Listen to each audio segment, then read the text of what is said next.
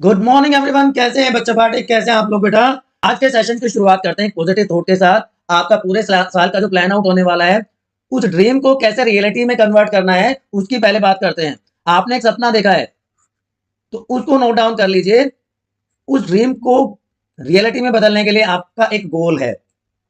उस गोल को हम स्मॉल स्टेप्स की फॉर्म में अचीव करेंगे और उसके लिए एक बहुत अच्छी सी प्लानिंग, जो हम पूरा शेड्यूल फॉलो करने वाले हैं आपकी इस एक साल की जर्नी में, वो पूरी प्लानिंग और एक्शंस, चाहे वो लेक्चर की फॉर्म में है, चाहे वो क्वेश्चन आंसर की फॉर्म में है, चाहे वो एक्टिविटीज की फॉर्म में है, and lastly PYQs and sample papers की फॉर्म में होंगे। तो वो सारे के सारे एक्शन जब हम परफॉर्म करेंगे तो हमारा जो ड्रीम है वो रियलिटी में चेंज हो जाएगा। ठीक है।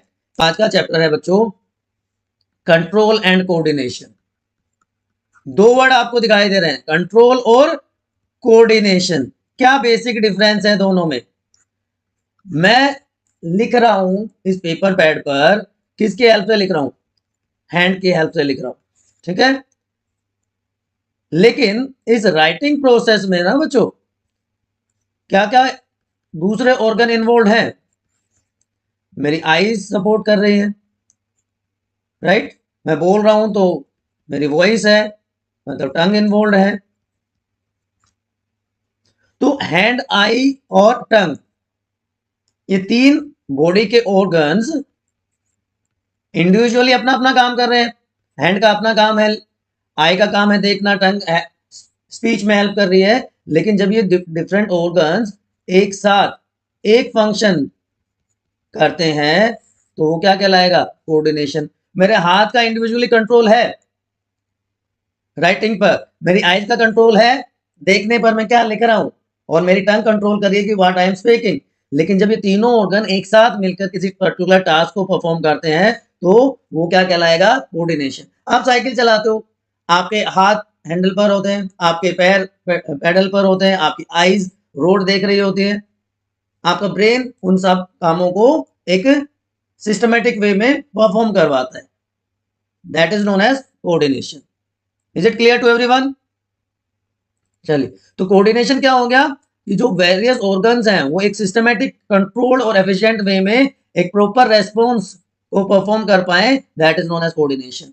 क्यों जरूरी है, क्योंकि इतनी कॉम्प्लेक्स बॉडी है बच्चों हमारी, एक साथ बहुत सारे फंक्शन परफॉर्म हो रहे हैं। यहाँ पे हम रेस्पिरेशन भी कर रहे हैं, यहाँ पे आपका डाइजेशन भी हो रहा है बॉडी में, आप वॉकिंग भी कर रहे होगे रोड पे, आपका ब्रेन मतलब नर्वस सिस्टम भी काम कर रहा है, आपकी बॉडी में बहुत सारे हार्मोन्स हैं। तो सारे के सारे ऑर्गन सिस्टम्स काम कर रहे हैं। लेकिन ये थोड़ी एक सिस्टम जब काम कर रहा है तो दूसरा काम करना बंद कर देता है।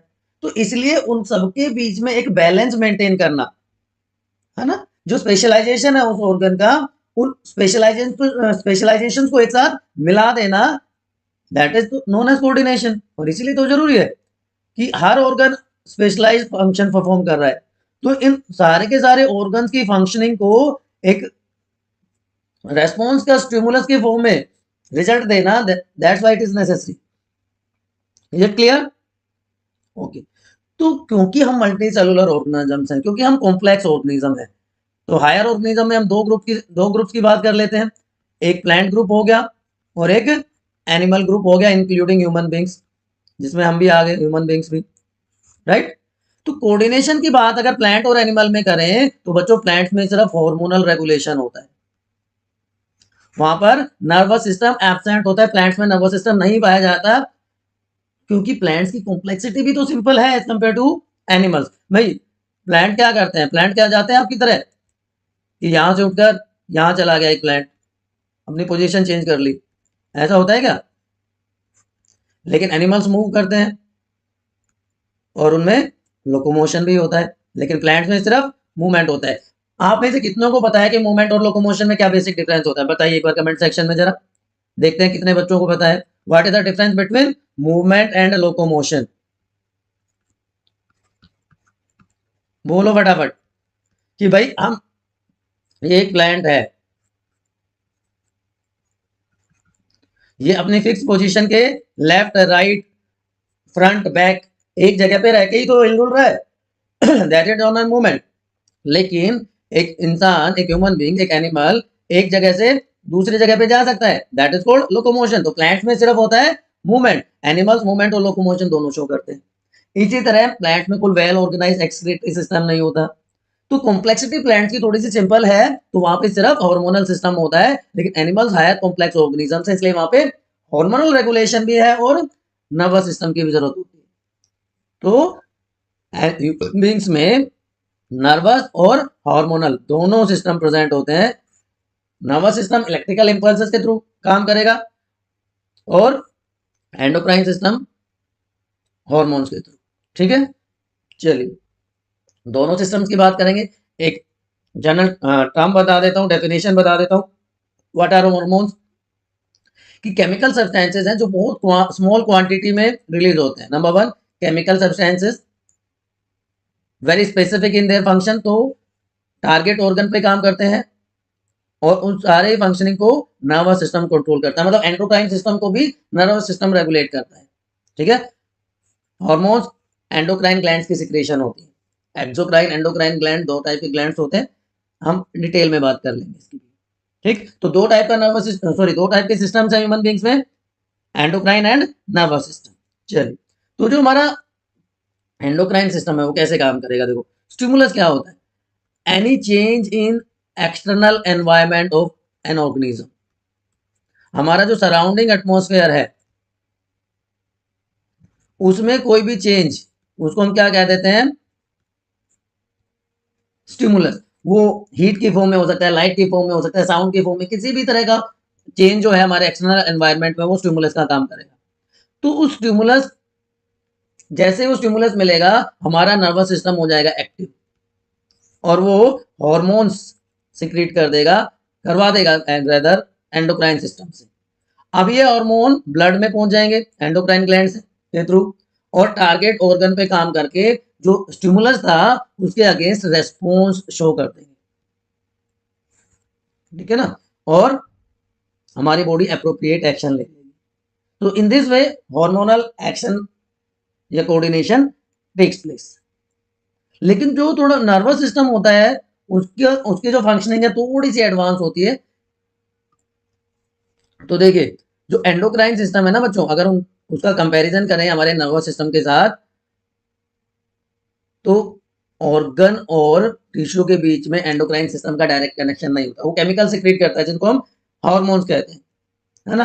तो जो ट्रांसमिशन है इंफॉर्मेशन का वो थोड़ा सा स्लो होता है, लेकिन इफेक्ट जो है लॉन्ग लास्टिंग होगा।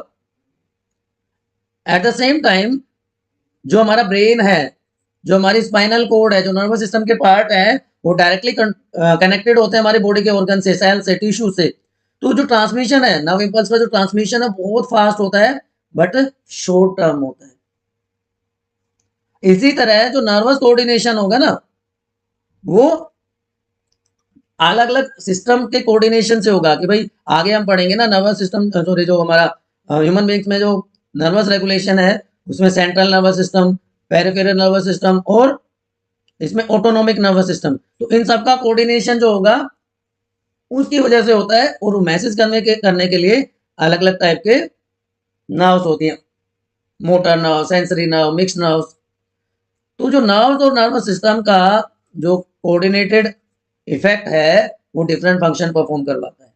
ठीक है, जबकि हार्मोन्स जो एंडोक्राइन की सिक्रेशंस हैं वो डिफरेंट पार्ट्स में ब्लड के थ्रू पहुंचती है। उनका जो मैसेंजर होता है उसको हम हार्मोन कहते हैं, वो भी बहुत स्पेसिफिक है बट स्मॉल क्वांटिटी में इंक्रीज करते हैं और फीडबैक मैकेनिज्म के थ्रू उनका रेगुलेशन होता है। फीडबैक मैकेनिज्म क्या होगा कि अगर मान लो किसी पर्टिकुलर हार्मोन की प्रोडक्शन है वो कम हो गई बॉडी में, तो मैसेज आएगा नर्वस सिस्टम के पास और उसकी जो है सिक्रेशन बढ़ जाएगी। लाइकवाइज ज्यादा बढ़ गई तो कम हो जाएगी, तो that is known as feedback mechanism. इसको भी आगे हम डिस्कस करेंगे। तो जो ये रेस्पॉन्सेज हैं वो किसकी वजह से होते हैं? देखो, एक बात हो गई हमारा स्टिमुलस हो गया। अब उस स्टिमुलस किसके ऊपर एक्ट करेगा? स्टिमुलस एक्ट करेगा रिसेप्टर ऑर्गन पे ही। तो स्टिमुलस चेंज है एक्सटर्नल एनवायरनमेंट का, तो एक्सटर्नल एनवायरनमेंट का चेंज किस पे एक्ट करेगा? रिसेप्टर पे। तो हमारी बॉडी में अलग अलग टाइप के रिसेप्टर्स भी प्रेजेंट हैं। जैसे हमारे सेंसेस की बात करें तो कितनी सेंसेस है? 5 मेन सेंसेस हैं। तो पहली सेंस क्या है हमारी, आईज है। उसके बाद क्या है हमारा, ईयर है, देन नोज है, देन टंग है, and skin. These are the 5 sense organs present in our body.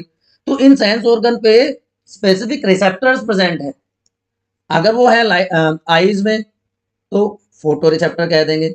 Light का जो रिसेप्टर होगा, फोटो का मतलब ही लाइट होता है, तो आईज हो गया फोटो रिसेप्टर। साउंड के लिए ईयर प्रेजेंट है तो हो गया ऑडियो रिसेप्टर। स्मेल के लिए नोज प्रेजेंट है तो ओल्फैक्टरी हो गया। टेस्ट के लिए टंग प्रेजेंट होती है, गस्टेटरी हो गया। और स्किन जो है हमारा वो टच रिसेप्टर में आता है। स्किन पे तो टच ही होगा ना, ठीक। इसी तरह साउंड के लिए भी होता है, फोनो रिसेप्टर्स कह देते हैं, फोनो receptor for sound, thermo receptor for temperature. But mainly हम इनकी ही बात करें। तो रिसेप्टर का पता चल गया आपको, स्टिमुलस का पता चल गया आपको, इज इट क्लियर। और हमारा जो एंडोक्राइन सिस्टम है उसकी बात हमने कर ली। अब दूसरा पार्ट बचता है न्यूरल सिस्टम, जिसको हम नर्वस सिस्टम भी कह देता है। तो बच्चों, जो हमारा नर्वस सिस्टम है वो 2 मेजर पार्ट्स में डिवाइडेड होता है, central nervous system and peripheral nervous system. Peripheral nervous system में आ जाता है सोमैटिक एंड ऑटोनोमिक। अब यहाँ पे cranial nerves and spinal nerves, cranial and spinal nerves, वो नर्व्स जो ब्रेन से अराइज होंगी वो तो हो जाएंगी क्रैनियल नर्व्स। और ह्यूमन बॉडी में 12 pairs of cranial nerves are found. हमारी बॉडी में कितने पेयर है, 12 पेयर्स है। स्पाइनल नर्व्स जो कि स्पाइनल कोड से अराइज होती है, तो जो स्पाइनल कोड से अराइज होंगे 31 पेयर्स, वो क्या हो जाएंगी, स्पाइनल नर्व। तो क्रैनियल और स्पाइनल नर्व। ऑटोनोमिक इनवॉलेंट्री और वॉलेंट्री फंक्शन के रेगुलेशन के लिए रेस्पॉन्सिबल होता है। इसी तरह जो हमारा सेंट्रल नर्वस सिस्टम है ना बच्चों, सेंट्रल नर्वस सिस्टम में भी 2 पार्ट आते हैं, हमारा brain and spinal cord. Brain से जो नर्व्स निकलती हैं वो क्रैनियल नर्व्स हो गई, स्पाइनल कोड से जो नर्व्स निकलेंगे वो स्पाइनल नर्व। अब जो ब्रेन है वो भी फर्दर 3 रीजन्स में डिवाइडेड होता है, fore brain, mid brain and hind brain. Prosencephalon, mesencephalon and rhombencephalon. Fore brain, mid brain and hind brain. एक पूरा फ्लो चार्ट आपके लिए बना देता हूं क्योंकि इनके भी आगे और पार्ट होते हैं। तो brain 3 part, four brain, mid brain and hind brain.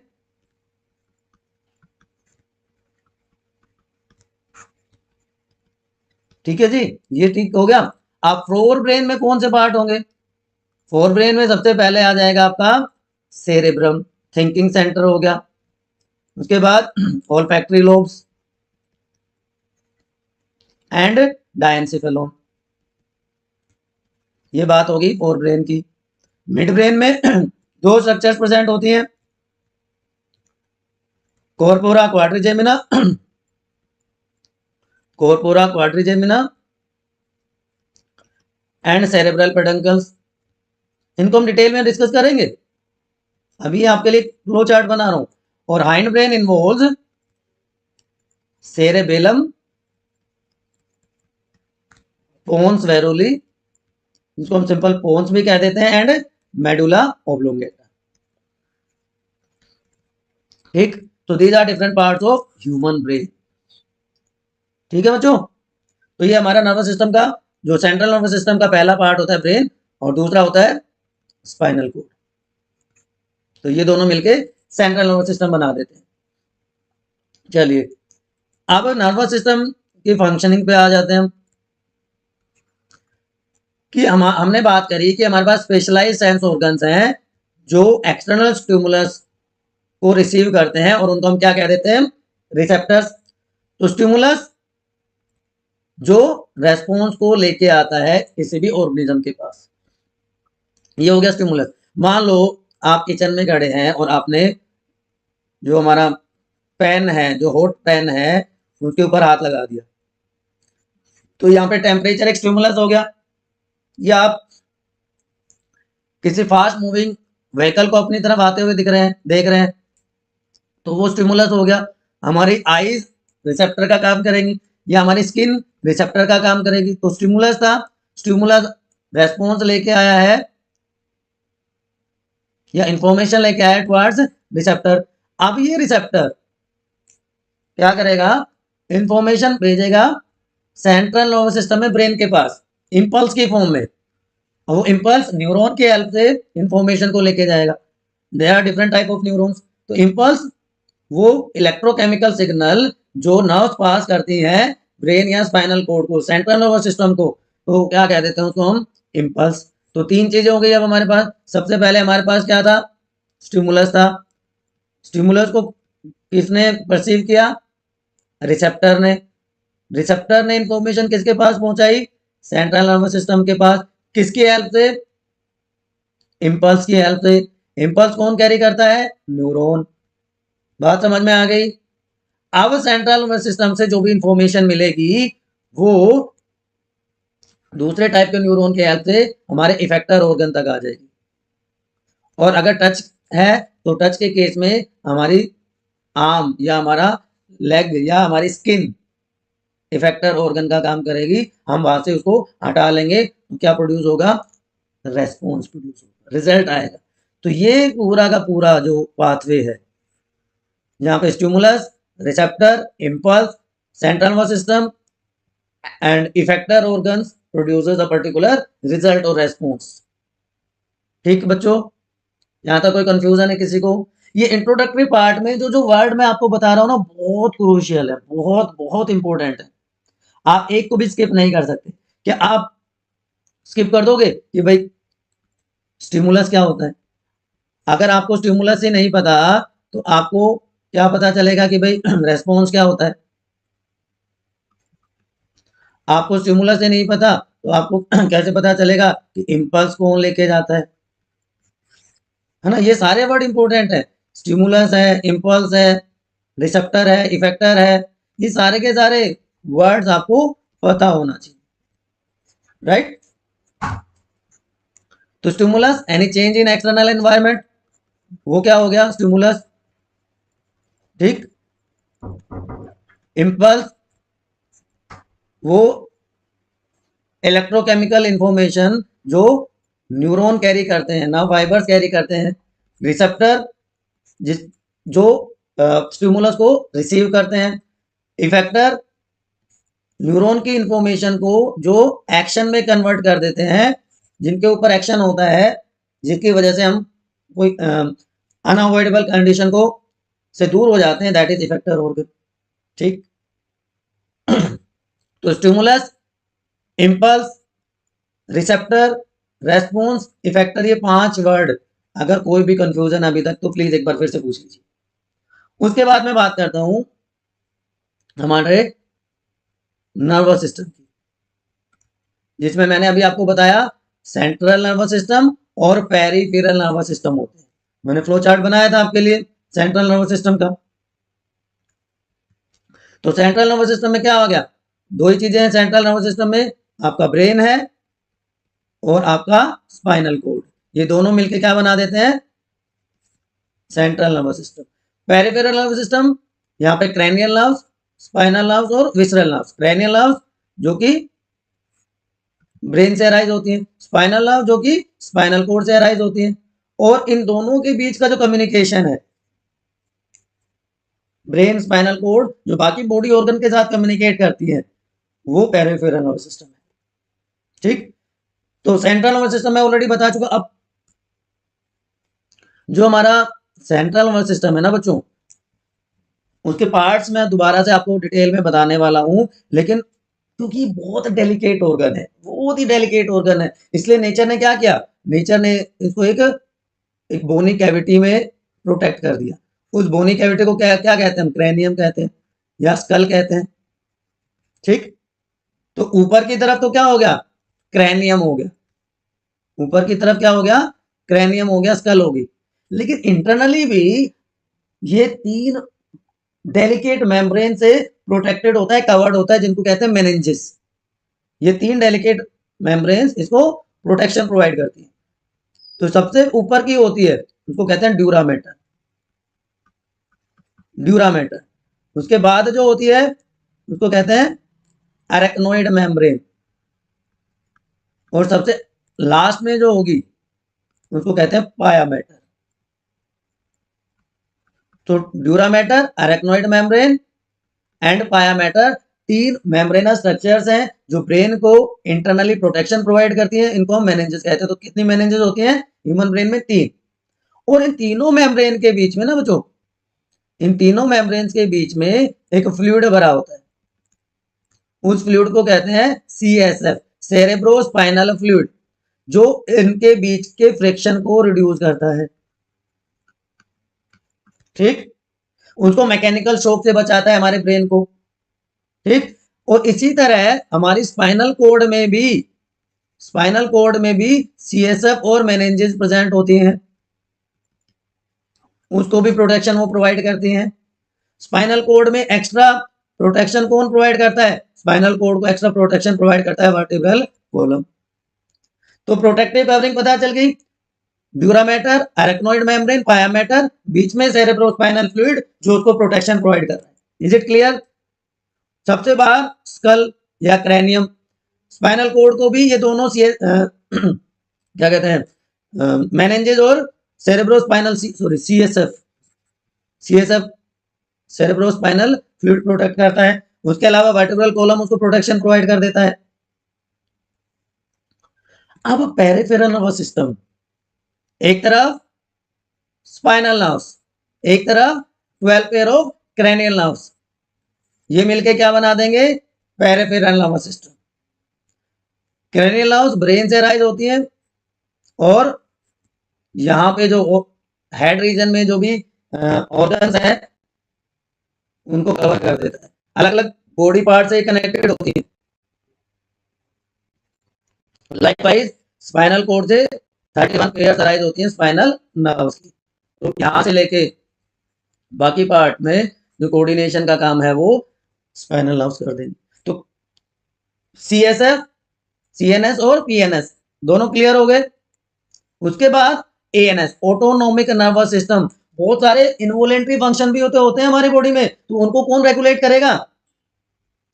ठीक है, तो नर्व गैंग्लियन, गैंग्लियन क्या होता है? बंडल ऑफ नर्व फाइबर्स आप कह सकते हो, जो कि पूरे के पूरे स्पाइनल कोड के साथ साथ प्रेजेंट होते हैं। इस तरह से आप देख रहे हो ना, ये वाली जो स्ट्रक्चर्स हैं, ये इस तरह से जो जा रही है, दे आर गैंग्लियंस। ठीक, तो ये इनवॉलेंटरी एक्शन को, इनवॉलेंटरी फंक्शंस को कंट्रोल करते हैं। ये भी दो टाइप के हो जाएंगे, सिंपैथेटिक एंड पैरासिम्पैथेटिक। जब एक्साइटेशन चाहिए किसी भी ऑर्गन की, मतलब मैक्सिमम फंक्शन, मैक्सिमम उसकी जरूरत होती है, मैक्सिमम एक्टिविटी करनी हो किसी भी ऑर्गन को हमारी बॉडी के, तो सिंपैथेटिक नर्वस सिस्टम की जरूरत पड़ती है। ठीक है ना, जैसे हम फास्ट रनिंग कर रहे हैं, हम एक्सरसाइज कर रहे हैं, तो हमारा हार्ट रेट और ब्रीदिंग रेट बढ़ जाएगा। तो क्या करेगा? हमारे रेस्पिरेटरी सिस्टम को ज्यादा काम करना पड़ेगा कि जो ऑक्सीजन की रिक्वायरमेंट वो बढ़ गई उसको फिलफिल करने के लिए। लेकिन अगर बहुत लंबे टाइम तक हार्ट बीट बढ़ी रहे, रेस्पिरेशन रेट, ब्रीदिंग रेट बढ़ा रहे, तो वो हार्मफुल हो सकता है हमारी बॉडी के लिए। तो उसको कामिंग इफेक्ट देना जरूरी है, उसको नॉर्मल लेवल पे लाना जरूरी है। तो जो स्लो डाउन करने का काम करता है उसको कहते हैं पैरासिम्पैथेटिक। तो एक बढ़ा रहा है, दूसरा घटा रहा है, इसको कहते हैं एंटेगोनेस्टिक। एंटेगोनेस्टिक, एंटेगोनेस्टिक का मतलब होता है इक्वल बट ऑपोजिट। काम दोनों एक ही कर रहे हैं भाई, ब्रीथिंग रेट को रेगुलेट कर रहे हैं। सिंपैथेटिक उसको बहुत लेवल, हाईएस्ट लेवल तक बढ़ा रहा है, लेकिन पैरासिम्पैथेटिक उसको नॉर्मल लेवल पे लेके आता है बच्चों। Is it clear? So CNS, PNS and ANS, यहां तक कोई कंफ्यूजन? CNS में आपके ब्रेन, स्पाइनल कोड, यहाँ पे क्रैनियल नर्व्स, स्पाइनल नर्व्स, यहाँ पे सिंपैथेटिक एंड पैरासिम्पैथेटिक। क्लियर हो गई बातें? चलो जी, अब वॉलेंट्री और इनवॉलेंट्री फंक्शन किस तरह का रेस्पॉन्स शो करते हैं, कौन सा बॉडी पार्ट उसमें कंट्रोल होता है, क्योंकि आपकी एनसीईआरटी में कई सारे क्वेश्चन दिए हुए हैं। आप इस टॉपिक को करने के बाद उनको सोल्व करने की ट्राई करना। कि वॉकिंग में और वॉकिंग वॉलेंटरी फंक्शन है कि इनवॉलेंटरी फंक्शन है। तो दो तरह के रेस्पॉन्स है हमारे पास, एक होता है ऑटोमेटिक, एक होता है सेल्फ रेगुलेटेड, है ना, जो हमारी विल पावर के अंडर कंट्रोल में हो और एक विल पावर के कंट्रोल में ना हो।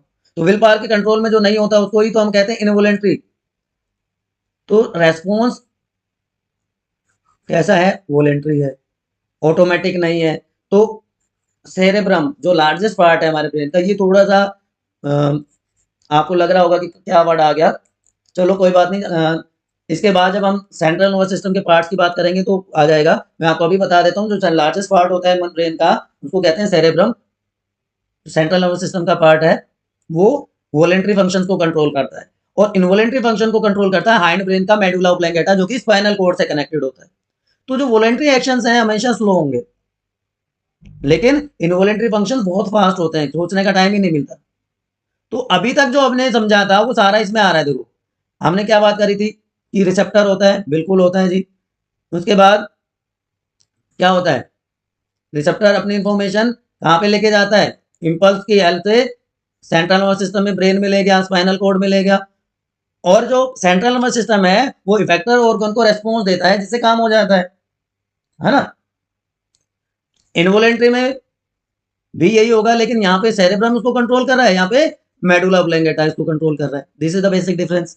स्पीकिंग, वॉकिंग, राइटिंग ये सारे वॉलेंटरी फंक्शंस हैं, जबकि पेरिस्टल्सिस, बताइए कितना बच्चों को याद है व्हाट इज पेरिस्टल्सिस, पेरिस्टलिक मूवमेंट।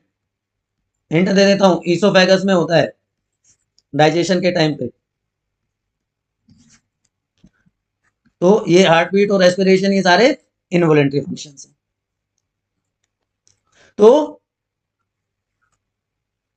अवेयरनेस वाले जो वॉलेंटरी फंक्शन है उनको बहुत ज्यादा सोचने की जरूरत नहीं पड़ती, या पड़ती है, पड़ती है, ठीक है, अवेयरनेस की जरूरत पड़ती है, लेकिन इनवॉलेंटरी फंक्शंस को जरूरत नहीं पड़ती, वो तुरंत हो जाएंगे। और उसी में एक आता है रिफ्लेक्स एक्शन, कि एक्सटर्नल स्टिमुलस के अगेंस्ट हमारी बॉडी का क्विक रेस्पॉन्स इनवॉलेंटरी है, ये भी इनवॉलेंटरी के साथ साथ स्पॉन्टेनियस है, ठीक। अब इनवॉलेंटरी फंक्शन और रिफ्लेक्स एक्शन में एक मेजर डिफरेंस ये है कि इनवॉलेंटरी फंक्शन कंट्रोल होता है ब्रेन के मेडुला ऑब्लंगेटा से, लेकिन रिफ्लेक्स एक्शन में ब्रेन डायरेक्टली इन्वॉल्व नहीं होता, इट इज कंट्रोल्ड और रेगुलेटेड बाय स्पाइनल कॉर्ड, और ये स्पॉन्टेनियस है, बहुत फास्ट, ठीक। तो वॉलेंटरी सोचने की जरूरत पड़ती है, इसमें कोई टाइम ही नहीं मिलता सोचने का, दोनों में सेरेब्रम कंट्रोल करता है, इनवॉलेंटरी को मेडुला ऑब्लंगेटा कंट्रोल करता है, और स्पाइनल कॉर्ड कंट्रोल करती है रिफ्लेक्स एक्शन को। वॉक कर रहे हैं हम, सोच समझ के चलते हैं, वॉलेंटरी एक्शन है। हार्ट बीट इनवॉलेंटरी फंक्शन है, रेगुलेशन नहीं है हमारा, अपने आप होता है। हार्ट बीट रोकने की कोशिश करी तो आत्मा और परमात्मा का मिलन हो जाएगा, है ना। कोई भी गर्म चीज हमने टच कर ली, एकदम से हम अपना हाथ उठा लेते हैं, दैट इज रिफ्लेक्स एक्शन। सारा डिटेल में बात करेंगे, सारी एक एक चीज आपको बताऊंगा, ठीक। यहां तक कोई कंफ्यूजन है तो बताओ। इसके बाद बात होगी न्यूरॉन की। न्यूरॉन क्या होता है, structural and functional unit of nervous system, 9th class में भी पढ़ा है आपने।